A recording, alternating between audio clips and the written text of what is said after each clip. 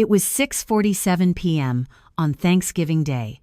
The long oak table in my mother's dining room was set for 34 people.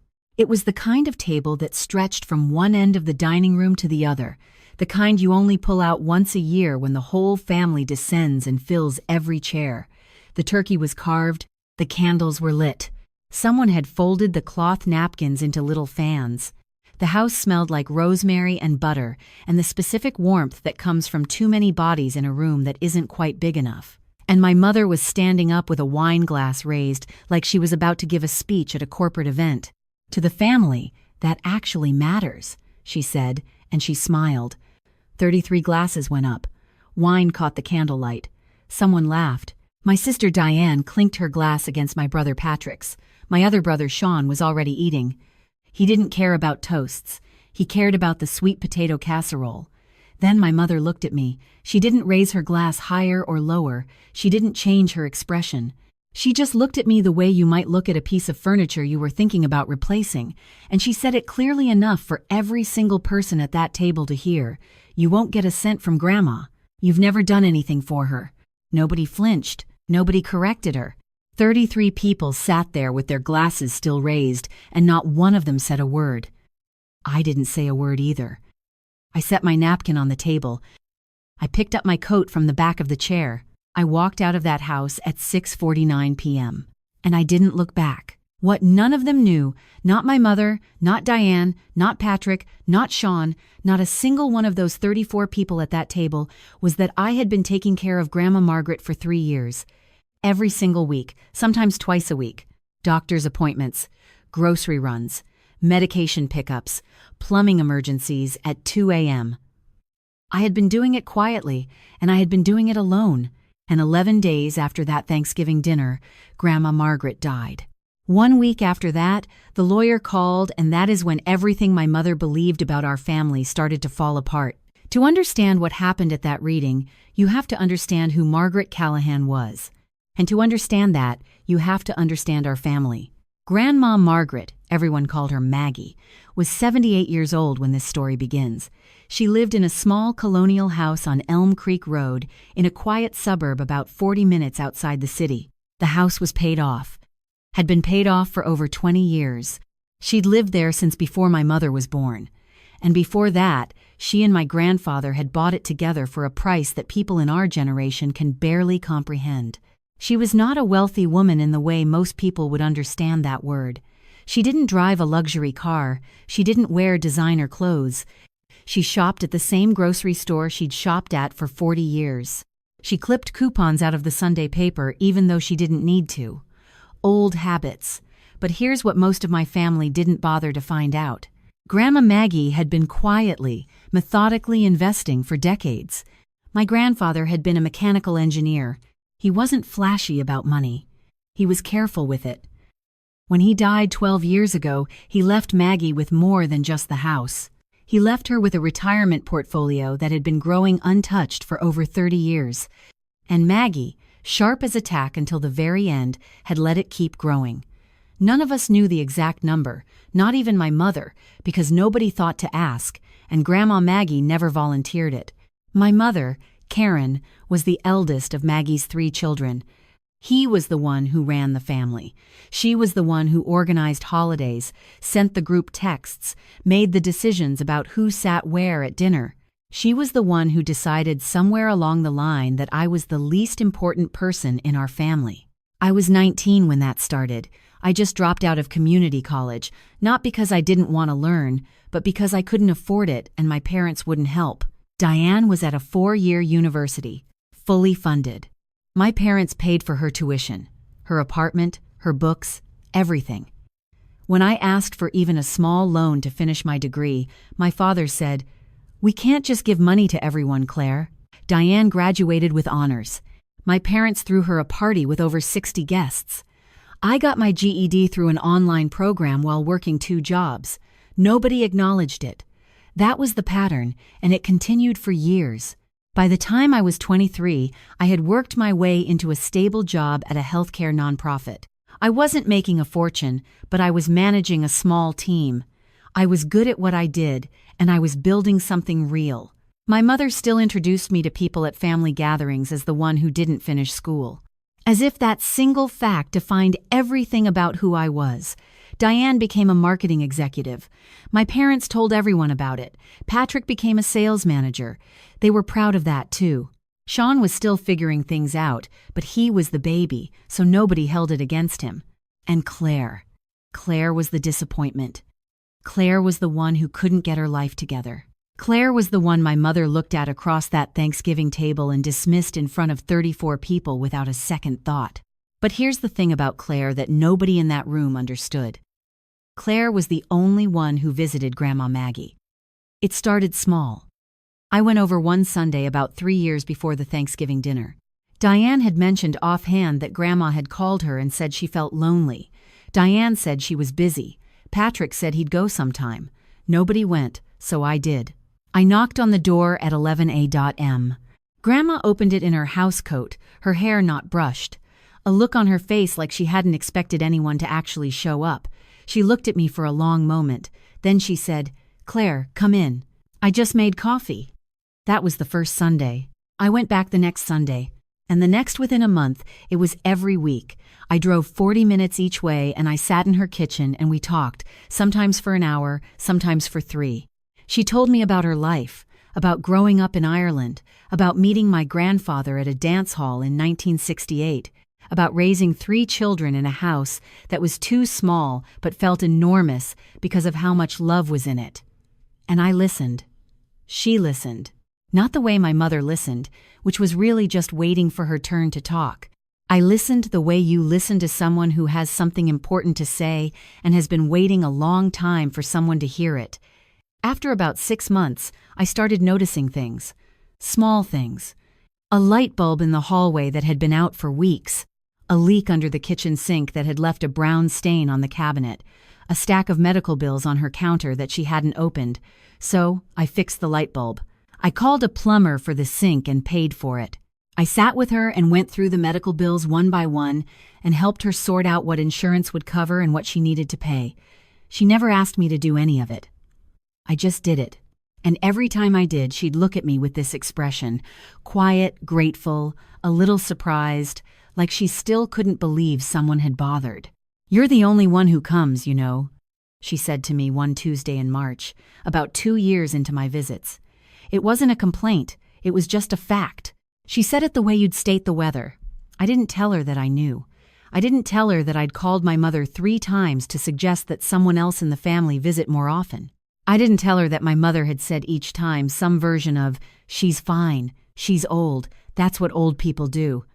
I just squeezed Grandma's hand and said, "I like coming over." And I meant it. In September, about 2 months before that Thanksgiving dinner, Grandma Maggie started declining. It wasn't sudden, it was gradual, the way these things usually are. She started forgetting small things, where she'd put her keys, whether she'd eaten breakfast. Once I arrived on a Tuesday and found her sitting in the living room in the dark, the TV off, staring at nothing. She didn't seem to know what day it was. I took her to her doctor the next morning. Doctor. Ellen Marsh had been Grandma's physician for over 15 years. She pulled me aside after the appointment and said in a calm, clinical voice, "Mrs. Callahan is showing early signs of cognitive decline. It's not advanced, but it's there. She's going to need more support." I asked if anyone else in the family knew. Dr. Marsh looked at me carefully. "You're listed as her emergency contact, Claire. You've been attending every appointment for the last 8 months.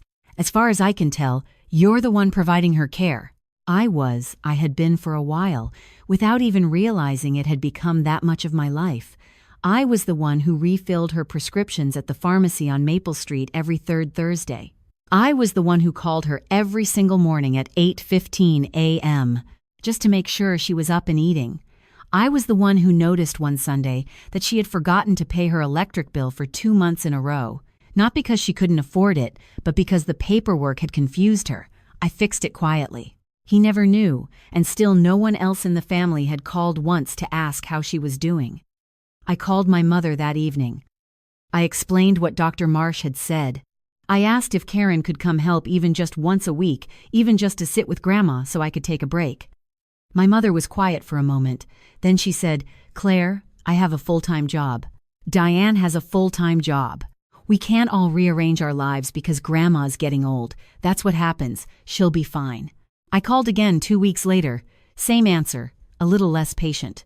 I called a third time in late October after I'd spent an entire weekend at Grandma's house because she'd gotten confused and tried to leave at 3 a.m., convinced she needed to pick up my mother from school. This time, my mother didn't just dismiss me. He got frustrated. "You're spending too much time there, Claire. Starting to seem weird.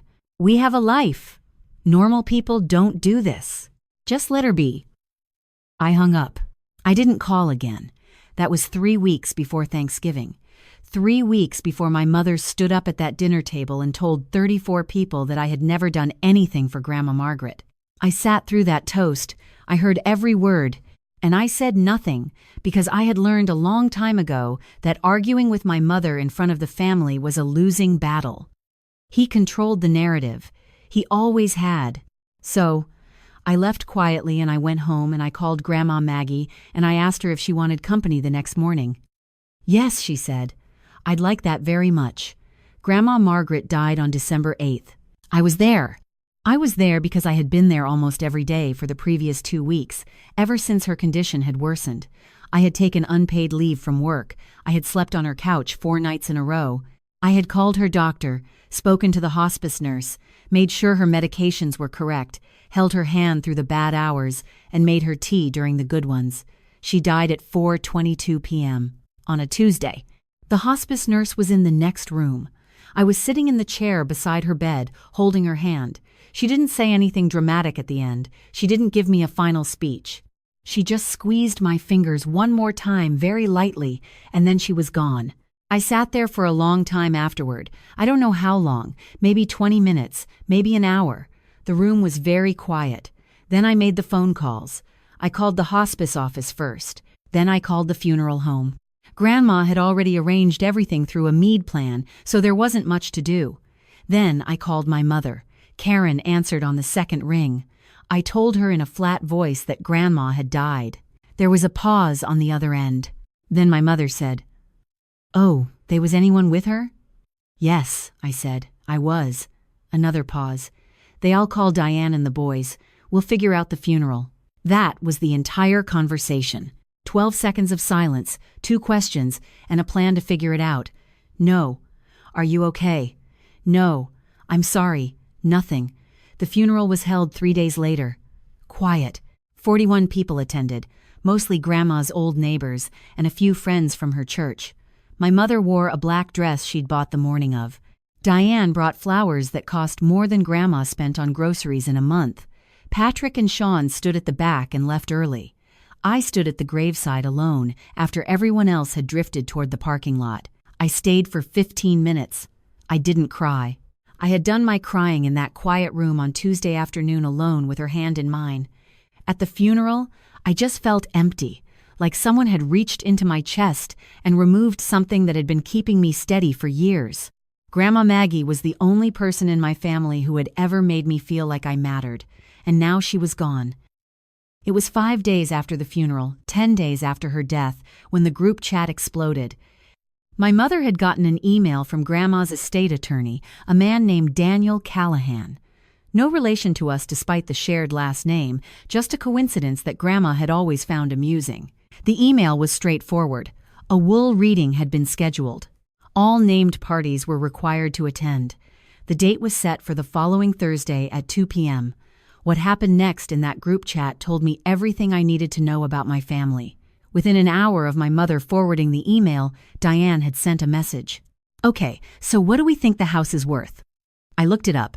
Elm Creek Road properties are going for $580,000 to $640,000 right now. Patrick replied, plus whatever savings she had.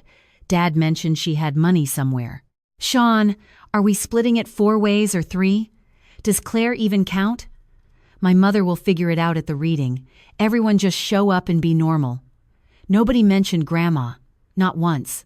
Not a single person in that thread said, "Rest in peace," or "I'm going to miss her," or anything close to it. It was a real estate transaction. That's what it was to them. I read every message. I didn't reply to any of it. I already knew what the will said. Not because I had snooped or manipulated or done anything my mother would later accuse me of doing.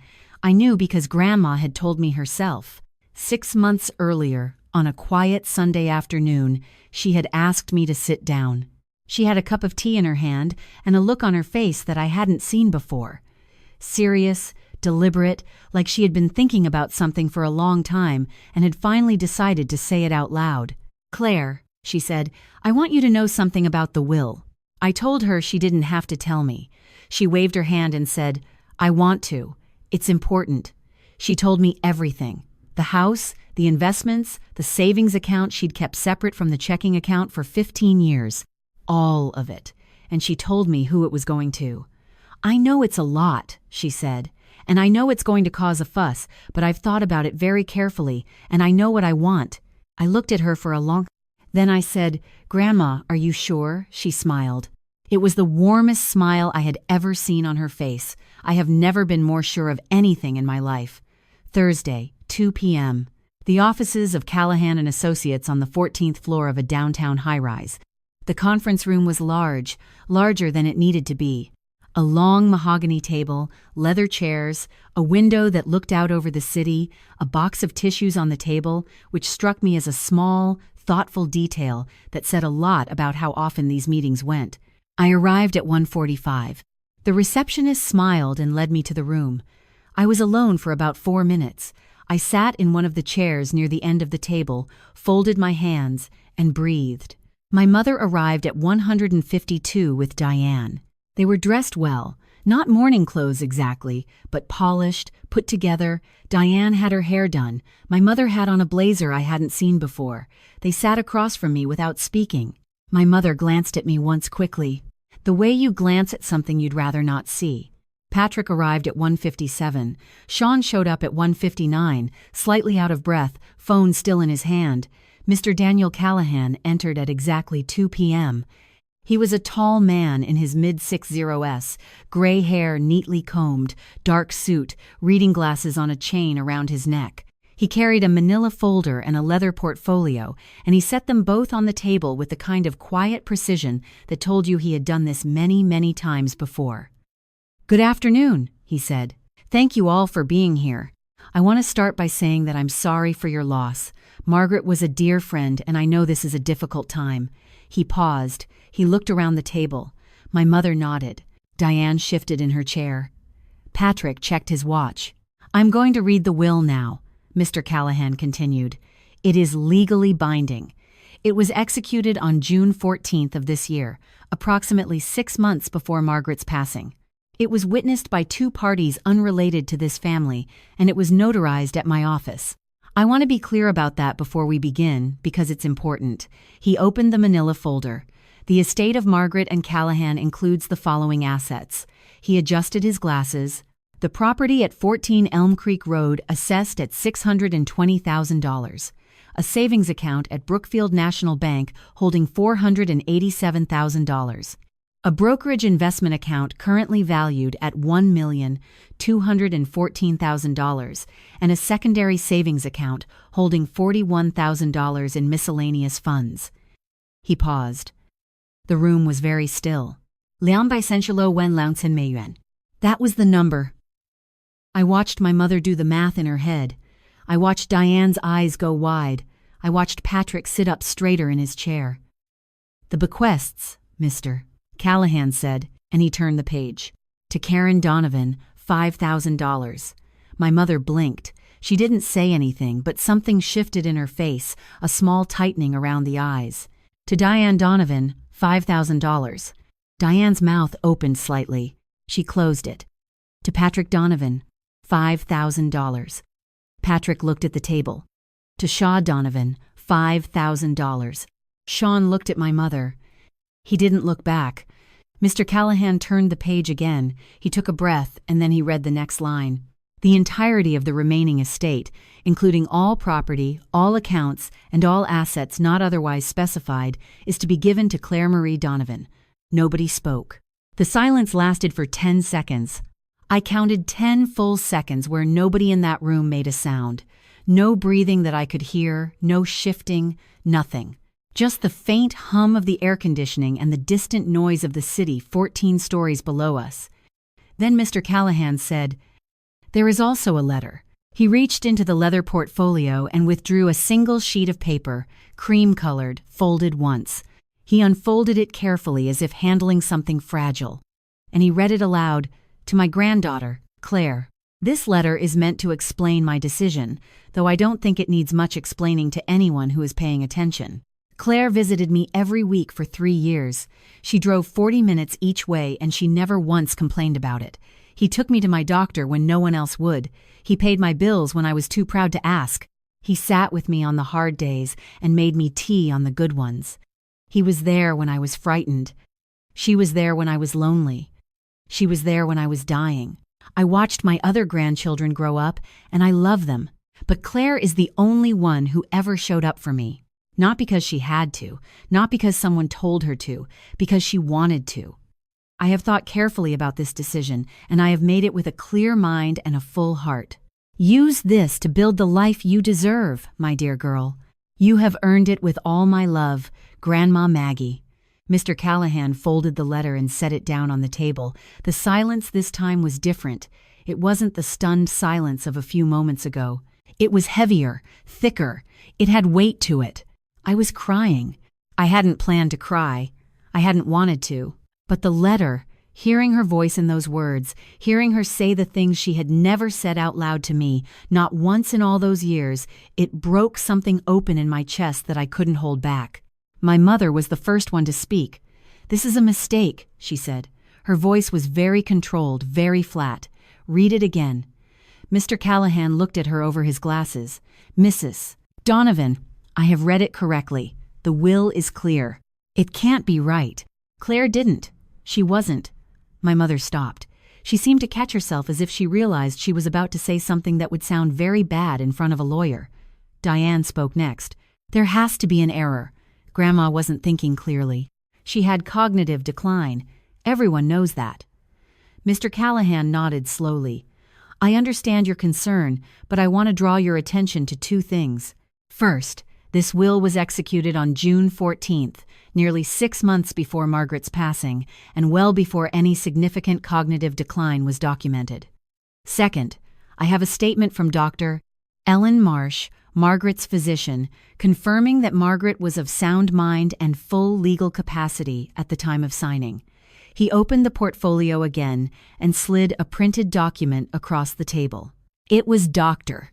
Marsh's statement, 1 page dated signed. "Furthermore, Mr. Callahan continued, I have in my records phone logs showing CLA's calls to Margaret, an average of 4 per week over the past 3 years. I have hospital visitor records from Margaret's hospitalization last April, showing Claire present every single day for 9 consecutive days. I have receipts for medications, home repairs, and grocery deliveries, all paid for by Claire. And I have a sworn statement from Margaret's neighbor, Mrs. Dorothy Harrington, confirming that Claire was, to her knowledge, the only family member who visited on a regular basis." He let that sit for a moment. "Any contest to this will," he said, "would fail. The evidence is overwhelming, and it is documented.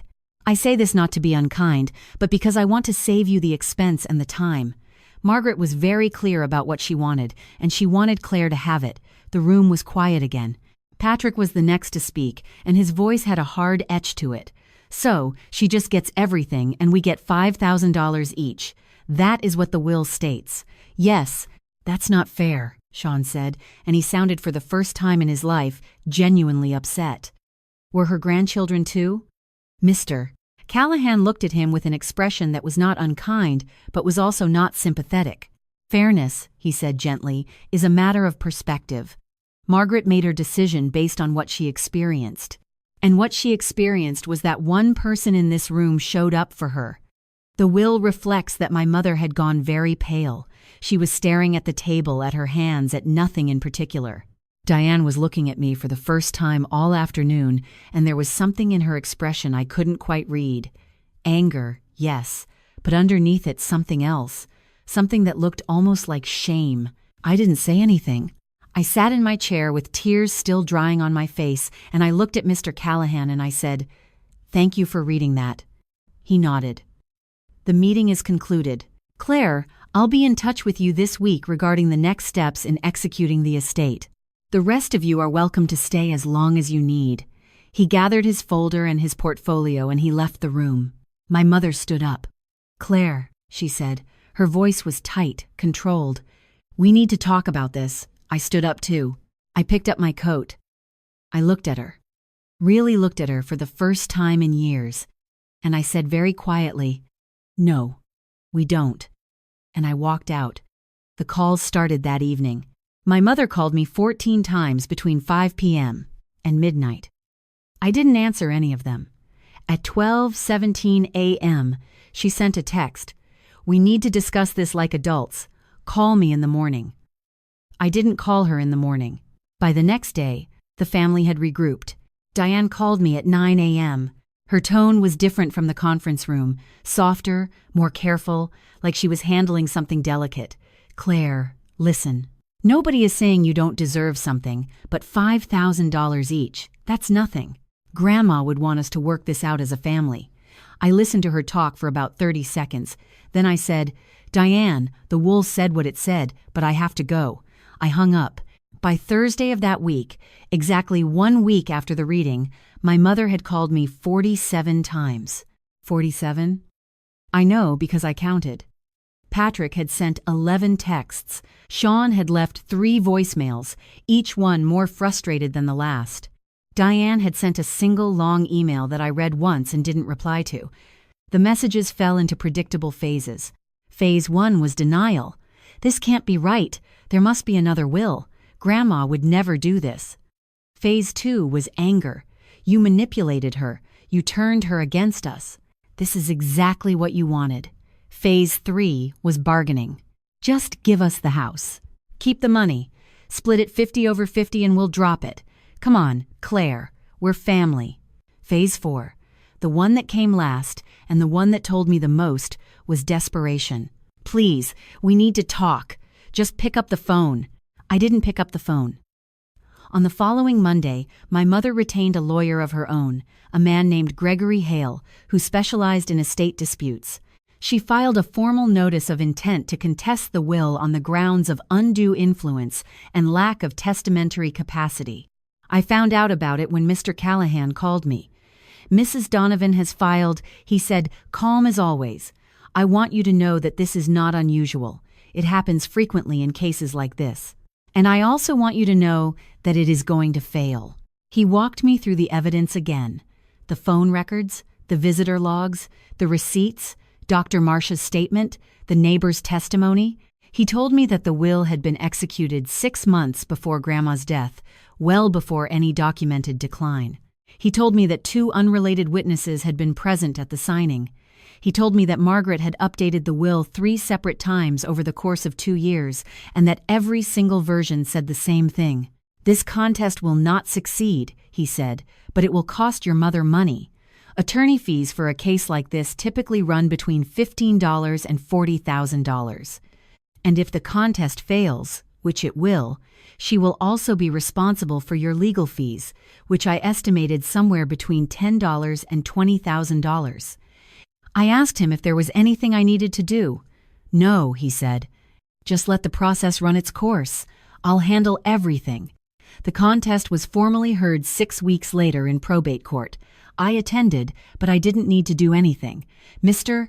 Callahan presented the evidence quietly, methodically, one document at a time. Gregory Hale tried to argue that Grandma had been mentally incapacitated, that I had isolated her from the rest of the family, that the will was the product of manipulation. The judge, a woman named Honorable Patricia Weiss, listened to every word. She reviewed every document. She asked a few questions, and then she issued her ruling. The evidence overwhelmingly supports the Deedens' wishes. She said, "This court finds no indication of undue influence, coercion, or lack of testamentary capacity. The will of Margaret and Callahan is valid, properly executed, and will stand as written. The contest is denied." She paused. "I would also note," she added, "that the cost of this proceeding will be borne by the contesting party, and I would strongly advise against any further frivolous litigation in this matter. or sanctions will be considered. Gregory Hale did not look happy. My mother, sitting 3 rows back, did not look at anyone. The total cost of the failed contest came to $34,200. My mother paid every cent of it. On top of the $5,000 she had already received, the only thing Grandma had left her. She had now spent nearly 7 times that amount trying to take what wasn't hers. The weeks after the ruling were quiet. Quieter than I expected. My mother stopped calling. Diane sent one more text, just 2 words, "I'm sorry," and then nothing. Patrick and Sean went silent entirely. The group chat, which had been buzzing with messages for years, went completely dead. I didn't reach out to any of them. I spent the first few weeks after the estate was settled doing what Grandma would have wanted me to do. I went to the house on Elm Creek Road. I walked through every room. I touched the things that had been hers. The photographs on the mantel, the old books on the shelf, the mug she always drank her coffee from. I sat in her kitchen in her chair. And I cried for a while, not because of the money, because of her, because she was gone, and no amount of inheritance could change that. When the grief settled into something quieter, something I could carry without it overwhelming me, I started thinking about what to do with what she had left me. I kept the house, not to sell it, not to flip it, not to make money off of it. I kept it because it was hers and because it meant something. I had it cleaned and repaired, fixed the things that had been broken, painted the room she'd been meaning to paint. I made it the house she would have wanted it to be if she'd had someone to help her sooner. I donated a portion of the savings to the hospice organization that had cared for Grandma in her final days. Another portion went to a scholarship fund at the local community college, the kind of help I never got for people like me. And I kept the rest quietly, carefully, the way Grandma had kept it, not because I needed to show anyone, but because it was hers, and now it was mine, and I intended to honor it. I visit her grave once a week, on Tuesdays, the same day I used to visit her at the house. I bring her a cup of tea, Earl Grey, the kind she liked, and I sit on the bench near the headstone, and I talk to her for a while, about my week, about the house, about nothing in particular. It feels strange talking to someone who can't answer, but it also feels right. Sometimes I think about that toast at Thanksgiving, my mother's glass raised, the wine catching the light. To the family that actually matters. I think about the 33 glasses that went up. I think about the 10 seconds of silence in that conference room when Mr. Callahan read my name. And I think about the letter, the one Grandma wrote, the one she folded and left in a leather portfolio with her lawyer 6 months before she died, knowing exactly what it would do when it was read out loud. "You have earned it, my dear girl. I didn't earn it because I wanted the money. I didn't earn it because I was trying to prove something to my mother or to anyone else in that room. I earned it because I showed up. Week after week, year after year, I showed up for the one person in my life who had ever made me feel like I was enough. And in the end, she showed up for me too." My mother called me one last time about 2 months after the ruling. Late at night, I let it go to voicemail. The message was short, just a few sentences. I listened to it once.